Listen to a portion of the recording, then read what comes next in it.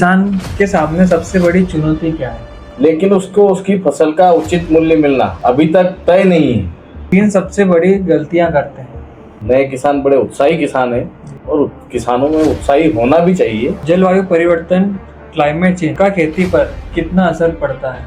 वो हमारी खेती और हमारे किसानों पर पड़ रहा है। कम पानी में अधिक उत्पादन के लिए कौन सा तकनीक सबसे प्रभावशाली होता है?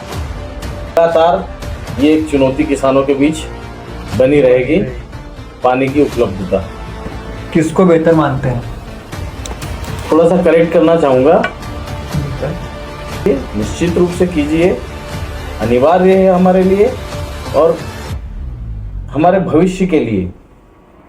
खेती में ड्रोन, एआई और अन्य तकनीकों का भविष्य आप कैसे देखते हैं? हमारी मिट्टी का पीएच लेवल क्या है, इसको पता करने के लिए किसान पीएच मीटर का इस्तेमाल कर रहे हैं। फसल की मार्केटिंग और सही दाम पाने के लिए किसान को क्या करना चाहिए? ट्रांसपोर्टेशन के खर्चे उसके साथ जुड़ जाएंगे। जिसको वो खेती में करियर बनाना हो तो आप उसको क्या सलाह देंगे? नवयुवक जो है अपने कैरियर में सिक्योरिटी चाहता है। बिल्कुल।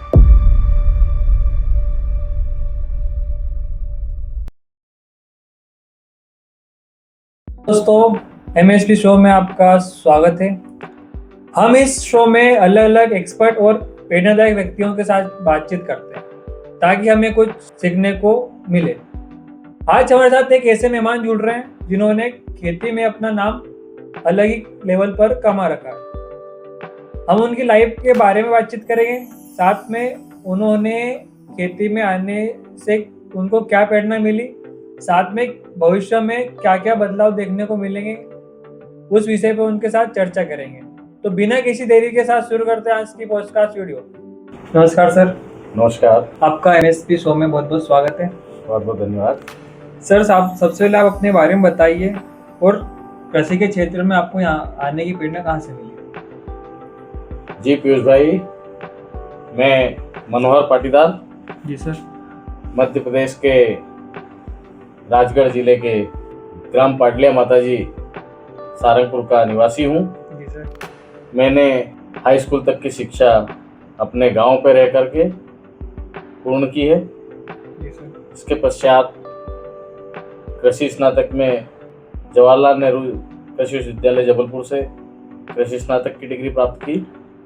इसके पश्चात मैंने एक्सेल क्रॉप केयर में रूरल डेवलपमेंट ऑफिसर के रूप में 7 साल तक सेवा प्रदान की। जी सर। इसके पश्चात नाथ बायोजिन प्राइवेट लिमिटेड में 2 साल तक बीजों के ऊपर काम किया। जी सर। इसके पश्चात पिछले 15 साल से लगातार अपने फॉर्म पर कृषि और साथ ही साथ एग्री इनपुट्स का कारोबार लगातार देख रहा हूँ। अपने क्षेत्रीय किसानों के लिए समय समय पर ट्रेनिंग प्रोग्राम और उनके कृषि में जो भी हेल्प मेरे से बन पड़ती है वो लगातार अपने क्षेत्रीय किसानों के लिए मैं करता हूँ। सर, भारतीय किसान के सामने सबसे बड़ी चुनौती क्या है? भारतीय किसानों की सबसे बड़ी चुनौती है बाजार। किसान उत्पादन तो कर लेता है लेकिन उसको उसकी फसल का उचित मूल्य मिलना अभी तक तय नहीं है। उत्पादकता की कमी लगातार एक बड़ी चुनौती बनती जा रही है। उत्पादकता की कमी के साथ उसको बाजार का सपोर्ट प्रॉपर नहीं मिल रहा है। ये सबसे बड़ी चुनौती आज भारतीय किसान के सामने है। नए किसान कौन सी 3 सबसे बड़ी गलतियां करते हैं? नए किसान जो खेती से हमारे युवा जुड़ रहे हैं, सबसे बड़ी गलती करते हैं वो जलवायु के अनुकूल फसल का चयन नहीं करते। अक्सर देखा जाता है कि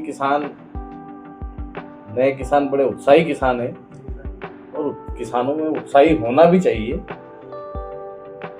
लेकिन अति उत्साह हर जगह नुकसानदायक होता है। अक्सर नए किसान जब कृषि में जुड़ते हैं तो उनके विचार में नई नई फसलें जो कि बाजार में अच्छा रिटर्न दे रही है। इस तरह की फसलें लगाने का उनका विचार बनता है और वो ऐसी फसलों का चुनाव भी करते हैं। लेकिन चुनाव करते समय इस चीज का ध्यान रखना बहुत जरूरी होता है कि वो हमारी क्षेत्रीय जलवायु के अनुकूल है कि नहीं। तो सबसे पहली गलती करता है किसान, नया किसान, वो जलवायु के अनुकूल फसल का चुनाव नहीं करता। दूसरी सबसे बड़ी गलती जो करता है, बाजार के अनुकूल फसल का चयन नहीं करता। अक्सर किसी क्षेत्र विशेष में किसी विशेष फसल के लिए बाजार उपलब्ध होता है। जी सर। अगर आपके क्षेत्र में जिस फसल के लिए बाजार उपलब्ध नहीं है या आपके क्षेत्र में उसका उचित दाम नहीं मिल रहा है, ऐसी फसल का उत्पादन आप अपने खेत में करेंगे तो आपकी सबसे बड़ी समस्या मार्केटिंग की आ जाएगी। उसको आपको बाहर ले जा करके बेचना एक बड़ी चुनौती होगा। जी सर। और ट्रांसपोर्ट के खर्चे आपके लगेंगे। तो दूसरी बड़ी जो गलती करता है नया किसान जो खेती में आता है, वो बाजार के अनुकूल फसल का चयन नहीं करता। साथ ही साथ आधुनिक तकनीकी का सही इस्तेमाल, इसमें किसान बहुत बड़ी गलती करता है। तकनीकियां खेती में बहुत विकसित हो रही है, प्रतिवर्ष नई नई तकनीकी कृषि के साथ जुड़ती चली जा रही है, लेकिन उनका उचित इस्तेमाल करना वो भी आपको आना चाहिए। अक्सर नए किसान तकनीकी को अपने खेत में लगा तो लेते हैं, सेटअप तो उसको कर लेते हैं, उसमें बड़ा खर्च भी करते हैं, लेकिन उस तकनीकी के इस्तेमाल से जो उसको आउटपुट मिलना चाहिए वो आउटपुट नहीं ले पाते। परिणाम ये होता है कि हमने बहुत बड़ा खर्च किया, लेकिन उसके अनुरूप हमको अगर आउटपुट नहीं मिलता है तो अंत में जाकर के हमको घाटा होता है। इसलिए आधुनिक तकनीकी का सही इस्तेमाल करना, ये एक नए किसान में सबसे बड़ी कमी है। और इन 3 विशेष बातों का अगर ध्यान रखें तो किसान, जो नए किसान भी कृषि में आ रहे हैं, उनको जरूर सफलता मिलेगी। जी सर। मिट्टी की सेहत, सॉइल हेल्थ को बेहतर बनाने के लिए क्या करना चाहिए? प्राचीन तकनीकी और नवीन तकनीकी जी सर। दोनों में उचित सामंजस्य बना करके जो किसान खेती करेगा तो उसकी सॉइल हेल्थ पर उतना असर नहीं होगा, प्रतिकूल असर नहीं होगा। अक्सर होता क्या है कि जो हमारे पुराने किसान हैं, लगातार जो कृषि से जुड़े हुए हैं, कृषि कार्य करते करते करते करते उनका जीवन व्यतीत हुआ है, उन्होंने नई तकनीकी का उतनी मात्रा में जो एडाप्शन होना चाहिए उन्होंने एडाप्ट नहीं किया। और जो नए किसान जुड़ रहे हैं कृषि में, नवयुवक जो कृषि में जुड़ रहे हैं, वो हमारी प्राचीन पद्धतियों को साइड करके और केवल आधुनिक तकनीकी पर निर्भर रह रहे हैं। इसके परिणाम क्या हो रहे हैं कि हम अंधाधुंध रासायनिक उर्वरकों का, रासायनिक कीटनाशकों का इस्तेमाल किए जा रहे हैं और इससे हमारी जो है भूमि की उर्वरता, उस पर लगातार प्रतिकूल प्रभाव पड़ रहा है। हमारी जमीन में जो जैव अंश होना चाहिए उसके स्तर में लगातार गिरावट होती जा रही है। और जो पुराने किसान हैं, पुरानी पद्धतियों का इस्तेमाल करके कृषि कर रहे हैं, वो बाजार के कंपटीशन में टिक नहीं पा रहे। इसलिए अगर हमको कृषि करना है, कृषि से मुनाफा कमाना है और साथ ही साथ हमारी मिट्टी की हेल्थ पर, मिट्टी के स्वास्थ्य पर कोई प्रतिकूल प्रभाव ना पड़े, इसका भी ख्याल रखना है, तो हमको प्राचीन पद्धतियों और नवीन कृषि तकनीकी के बीच सामंजस्य बिठाना बहुत जरूरी है। इस चीज का ख्याल किसानों को जरूर रखना चाहिए। जलवायु परिवर्तन, क्लाइमेट चेंज का खेती पर कितना असर पड़ता है? जलवायु परिवर्तन आज एक ज्वलंत मुद्दा है और जलवायु परिवर्तन का अगर सबसे अधिक प्रतिकूल प्रभाव पड़ रहा है तो वो हमारी खेती और हमारे किसानों पर पड़ रहा है। जलवायु परिवर्तन के कारण लगातार कृषि में प्रतिकूल परिस्थितियां निर्मित हो रही हैं। कहीं पर बहुत कम बारिश हो रही है, कहीं अत्यधिक बारिश हो रही है, कभी कभार अचानक बहुत तेज गर्मी हो जा रही है, कभी अचानक बहुत ज्यादा ठंड गिरने के कारण पाला गिर रहा है। इन सब परिस्थितियों के कारण लगातार हमारी कृषि की उत्पादकता घटती चली जा रही है। इसलिए जलवायु परिवर्तन कृषि के क्षेत्र में एक ज्वलंत मुद्दा है और लगातार कृषि में ये एक चुनौती के रूप में हमारे सामने खड़ा रहेगा। हमारे किसानों को जलवायु परिवर्तन से होने वाले कृषि के ऊपर जो दुष्परिणाम देखने को मिल रहे हैं और लगातार भविष्य में देखने को मिलेंगे, इसके लिए हर समय तैयार रहने की आवश्यकता है।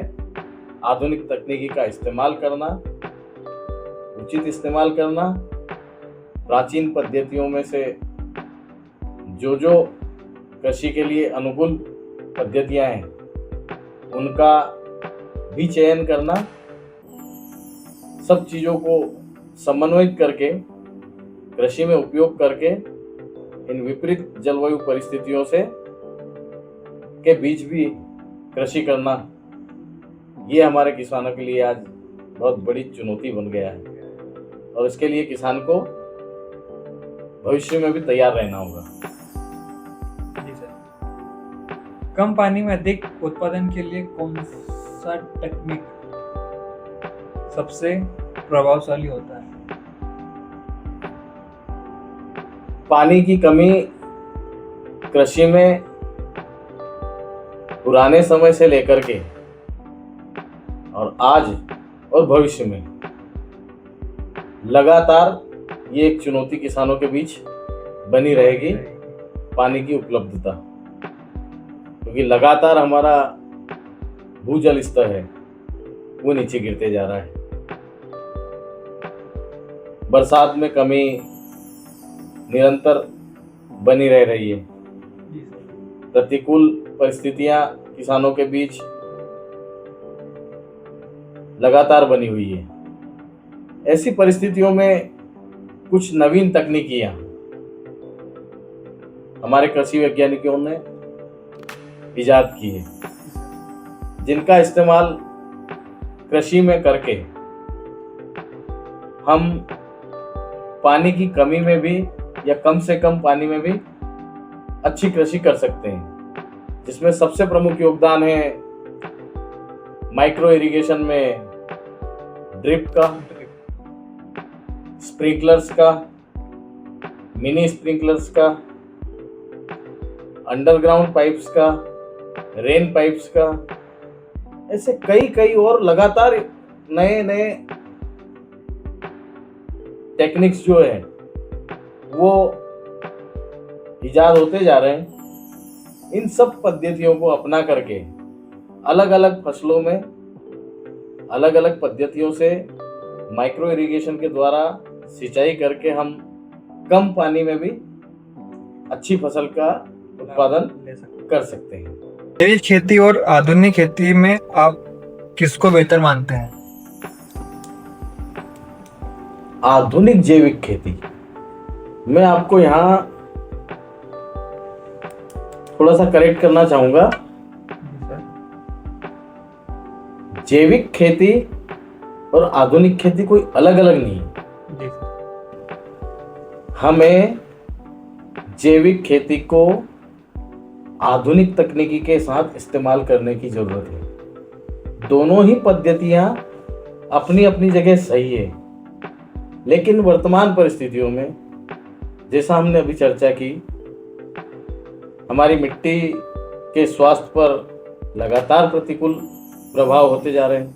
जी सर। इसलिए हमें जैविक पद्धतियां अपनाना जरूरी है।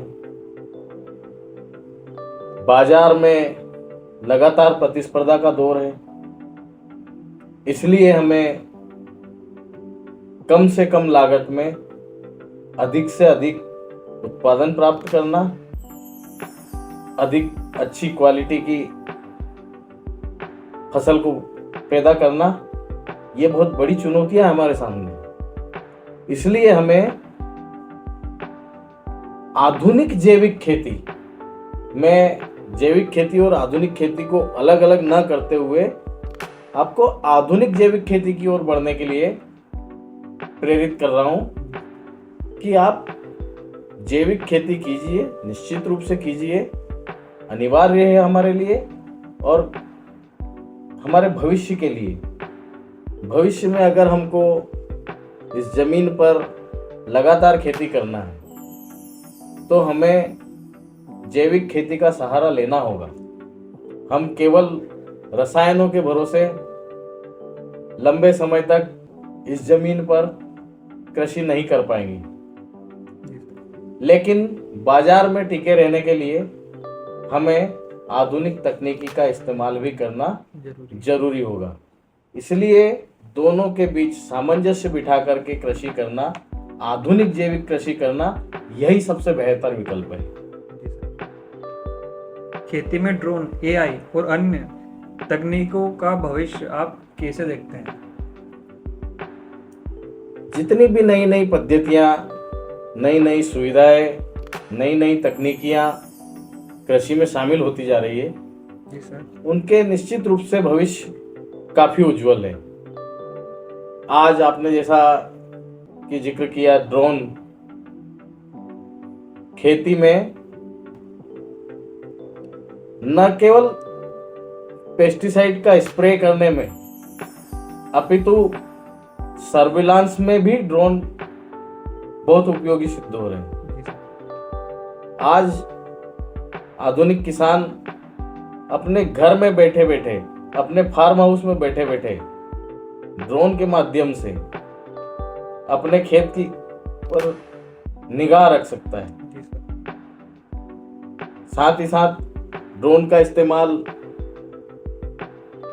कृषि में विभिन्न प्रकार की दवाइयों का स्प्रे करने में लगातार बढ़ते जा रहा है।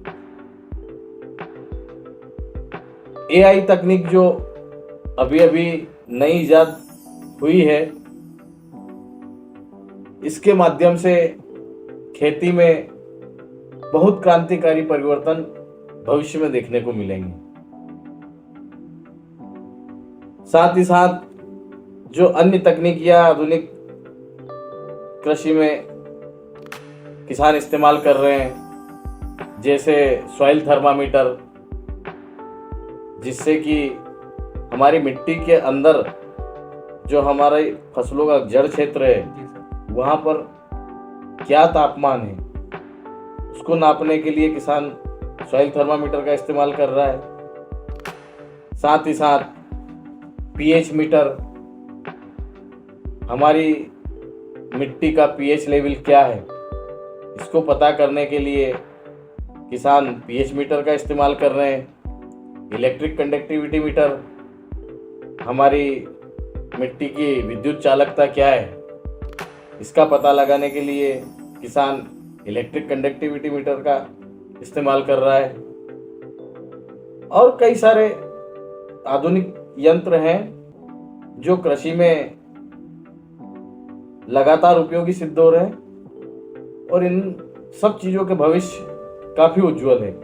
किसानों को इनके बारे में जानकारी इकट्ठा करना चाहिए, इनके उपयोग करने के तरीके को सीखना चाहिए और इन्हें अपनी खेती में इस्तेमाल करना चाहिए, ताकि वो आज की प्रतिस्पर्धा में बाजार में टिके रहे। फसल की मार्केटिंग और सही दाम पाने के लिए किसान को क्या करना चाहिए? जैसा कि मैंने अभी पिछले प्रश्नों के जवाब के दौरान भी आपको बताया जी सर। कि बाजार अनुकूल फसल, सबसे पहले आपको मार्केटिंग में खर्च बचाना है तो आपके स्थानीय बाजारों के अनुकूल फसल का चयन करना चाहिए, क्योंकि आप जब भी अपनी फसल को दूर स्थित किसी बाजार में बेचने के लिए जाएंगे तो आपके ट्रांसपोर्टेशन के खर्चे उसके साथ जुड़ जाएंगे। जी सर। इसलिए आपको सबसे पहले बाजार अनुकूल फसलों का चयन करना, इसमें प्राथमिकता से ध्यान देना होगा। साथ ही साथ आपको फसलों से अधिक मूल्य प्राप्त करने के लिए उसके वैल्यू एडिशन पर ध्यान देना होगा, अर्थात आपको अपने फसलों की प्रोसेसिंग पे ध्यान देना होगा। आप अपनी फसलों की प्रोसेसिंग करें, वैल्यू एडिशन करें। आजकल ऑनलाइन मार्केटिंग का जमाना है। जी सर, बिल्कुल। जो फसल किसान मंडियों में क्विंटल के दाम में बेचता है, वो आज ऑनलाइन प्लेटफॉर्म पर किलो के दाम उतने मिलते हैं जितने क्विंटलों के दाम मिल रहे हैं। जी सर। लेकिन उसके लिए किसानों को अपनी फसल का वैल्यू एडिशन करना होगा, प्रोसेसिंग करनी होगी। छोटी छोटी प्रोसेसिंग इकाइयां किसानों को अपने फार्म पे लगानी होगी। जैसे कि अभी किसी किसान ने गेहूं का उत्पादन किया, वो या तो मार्केटिंग सोसाइटी में बेचेगा या मंडी में ले जा करके अपनी फसल को बेचेगा। तो जो मूल्य बाजार में मिल रहा है मंडियों में, उससे कई अधिक दाम उसको ऑनलाइन प्लेटफॉर्म पर मिल सकता है। लेकिन ऑनलाइन प्लेटफॉर्म पर बेचने के लिए आपको आपकी फसल की क्वालिटी कंट्रोल पे ध्यान देना होगा। इसके लिए उसको ग्रेडिंग के लिए आपके लिए व्यवस्थाएं बिठानी पड़ेगी, या और अधिक प्रोसेसिंग में जाएं तो उसको आपको जो है आटा पिसा करके और उसकी पैकेजिंग करके और आप सीधे ऑनलाइन प्लेटफॉर्म पर उसको सेल करने के लिए रख सकते हैं। और आपको प्रोसेसिंग में अंदर तक जाना है तो आप जो है मैदा मिल, रवा मिल, इनकी छोटी छोटी इकाइयां डाल सकते हैं। आज 1 किलो गेहूं अगर 40 रुपए में बिकता है तो 1 किलो मैदा जो किराना दुकान पे मार्केट में मिलता है वो 80-90 रुपए की वैल्यू रखता है। जी सर, बिल्कुल। तो आपको वैल्यू एडिशन पे ध्यान देना होगा।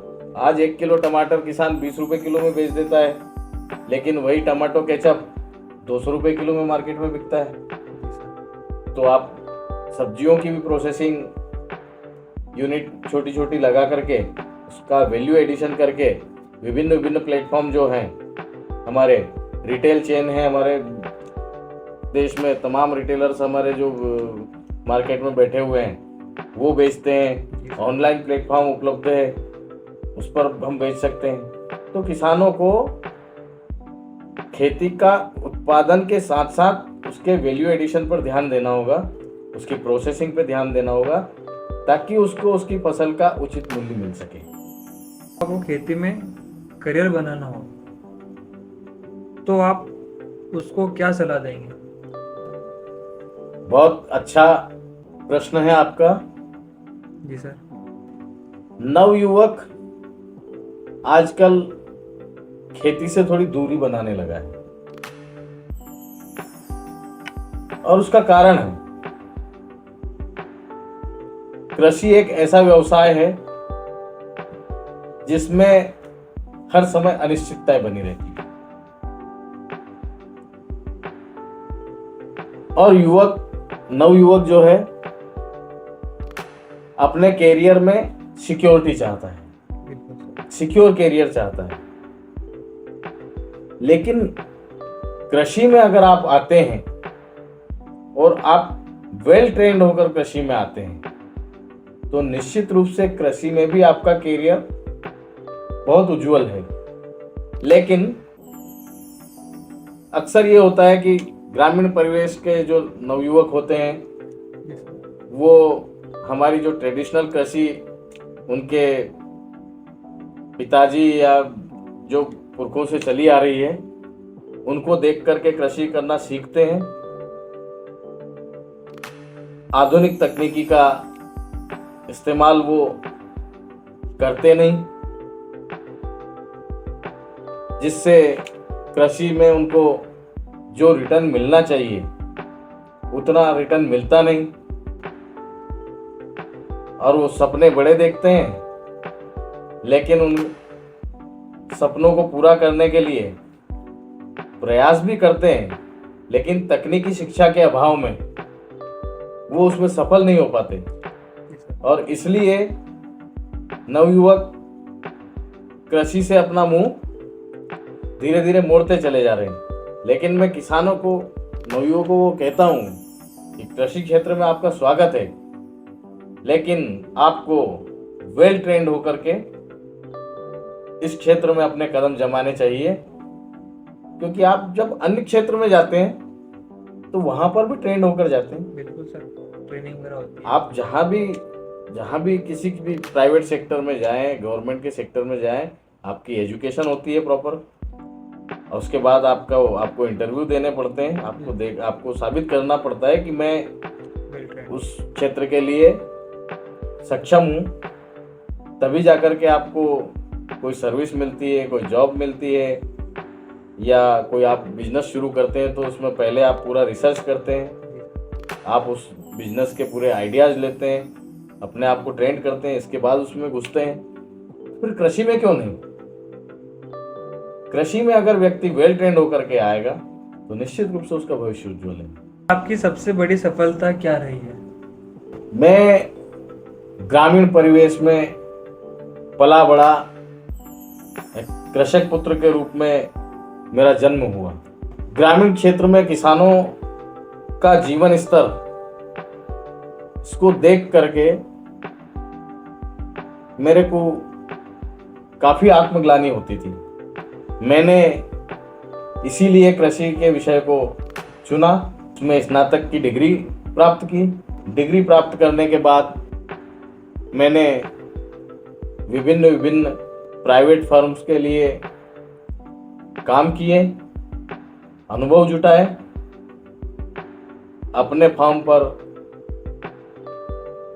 स्वयं कृषि में जुड़कर प्रैक्टिकल अनुभव लिए और इसके पश्चात एग्री इनपुट्स के व्यापार को संभाला। इन सब कार्यों के दौरान हमारा जो ग्रामीण क्षेत्र है या हमारे जो क्षेत्रीय किसान हैं, क्षेत्रीय किसानों के साथ साथ जो भी मेरे नेटवर्क में जुड़े हुए किसान हैं, उन सब के जीवन स्तर में आमूलचूल परिवर्तन लाने के लिए उनको आधुनिक कृषि की विभिन्न तकनीकियों का ज्ञान दे करके कृषि में नए नए अन्वेषण, जो हमारे साइंटिस्टों ने नई नई पद्धतियां विकसित की, उनका ज्ञान दे करके, और जो क्षेत्रीय किसान हैं या मुझसे जुड़े हुए जितने भी किसान हैं, उनके जीवन स्तर में एक बहुत बड़ा आमूलचूल परिवर्तन करने में मैं सक्षम रहा हूं और यही मेरी सबसे बड़ी सफलता है। मैं अपने आप को इसी में धन्य समझता हूं कि मैंने अपने क्षेत्रीय किसानों के लिए, उसके जीवन स्तर में सुधार के लिए जो भी मेरे से बन पाता है वो किया है। देश के किसानों के लिए आपकी प्रेरणादायक संदेश क्या होगा? मैं समस्त कृषक भाइयों से और आने वाली जनरेशन से ये आज स्पष्ट तौर पर कह देना चाहता हूं कि कृषि का भविष्य बहुत उज्जवल है। अगर आप आज की परिस्थितियों का मुकाबला करके और कृषि में अपने आप को स्थापित कर पाते हैं तो निश्चित रूप से विश्व में जो जनसंख्या बढ़ रही है, लगातार बढ़ रही है, और जो खाद्यान्न की कमी आज सबसे बड़ी जो चुनौती है, ये बड़ी वैश्विक चुनौती है, उसको पूर्ति कर पाना ये बहुत बड़ा चैलेंज भविष्य में आने वाला है। तो कृषक ही एकमात्र ऐसा व्यवसायी है जो इस खाद्यान्न संकट को भविष्य में जाकर के पूरा करने में अपना योगदान देगा। तो आपको आज की परिस्थितियों का सामना करते हुए लगातार नई पद्धतियों को अपनी कृषि में शामिल करते हुए नए आयाम स्थापित करने होंगे। आप जितना इसके साथ जुड़े रहेंगे, जितना लंबे समय तक आप अपना योगदान कृषि में देंगे, भविष्य में चलकर कृषि का उज्जवल भविष्य आपका इंतजार कर रहा है। इसलिए मैं सलाह दूंगा हमारे समस्त नवयुवक किसानों को कि आप कृषि में जुड़िए, नई पद्धतियों को अपनाइए, प्राचीन पद्धतियों के मूल्यों को समझिए, उनमें सामंजस्य बिठाइए,